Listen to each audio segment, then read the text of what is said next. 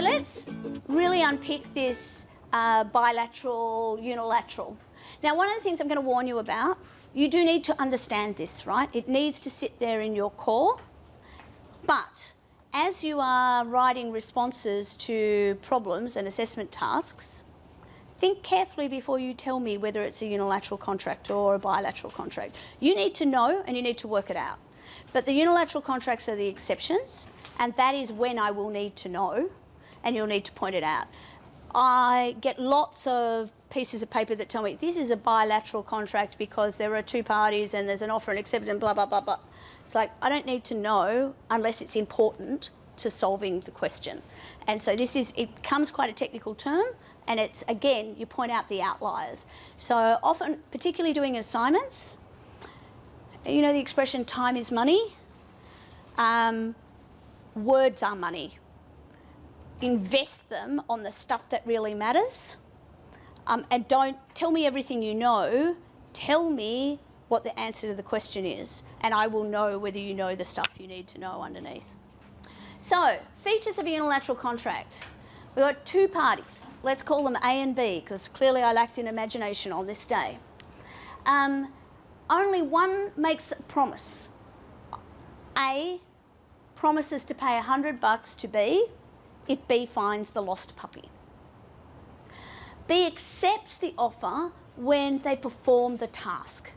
Contract is formed at the time that B performs her obligations.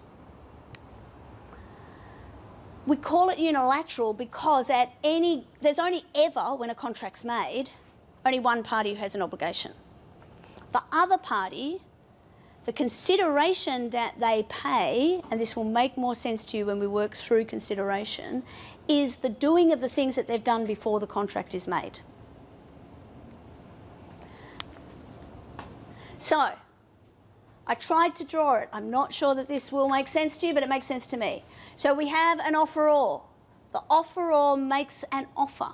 Nobody has an obligation at that point in time.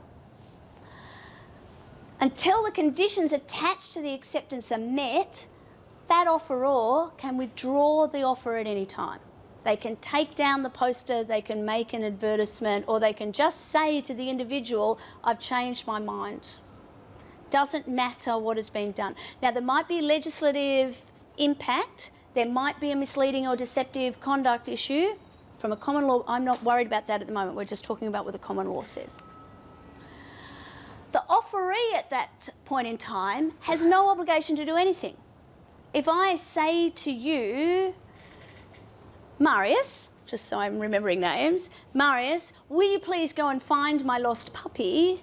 I'll give you $100 if you bring him back safely. You have absolutely no obligation to do anything, right? You can say, yes, of course I'll do that, Kath, and do nothing. And I cannot sue you in contract. I can probably deduct marks, but that would be unethical. No. That is my sense of humour. But if Marius does go and do that thing, and I haven't withdrawn the offer, then a contract is made the minute he walks back in here with Harry on a leash. Good luck with that, by the way. The offeree, by the way, could be anyone. So I could make an offer to the whole world, or it could be to a specific person, and the offeror would need to stipulate a specific person or a specific class of people. By the way, that contract is only made if it's done prior to the offer being withdrawn. So again, using Marius, he's gone out, he's looked for the puppy, he's walking back in, and I might be thinking, oh, the next thing I have to do, as soon as this class is finished, I'm going to tell Marius that I've changed my mind, that deal is not on, but I haven't actually withdrawn the offer. A contract is made and I've got to give him $100 at that point in time. Once a unilateral contract is made, the offeror is bound and the offeree has rights.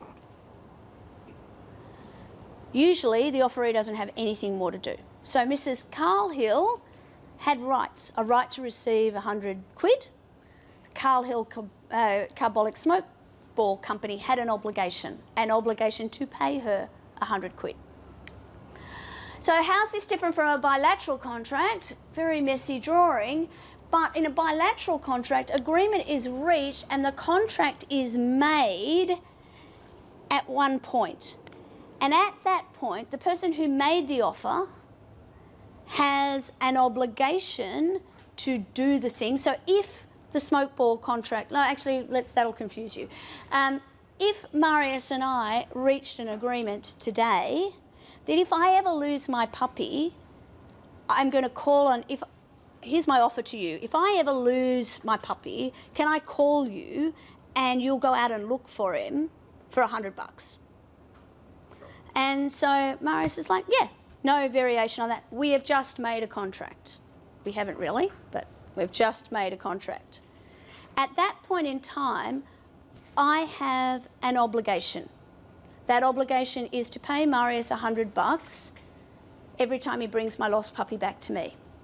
And I have a right. That right is to call him instead of the dog catcher every time I lose my puppy.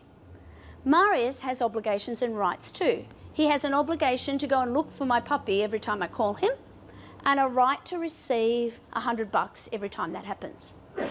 That's a bilateral contract. It's a pretty stupid bilateral contract. And actually, as I say it out loud, it is quite likely, and for the consideration reasons, that I would probably need to pay him something for that promise at the time we made the contract. I'd probably have to pay him $1 or a peppercorn, or I don't know, let him walk Harry, something like that.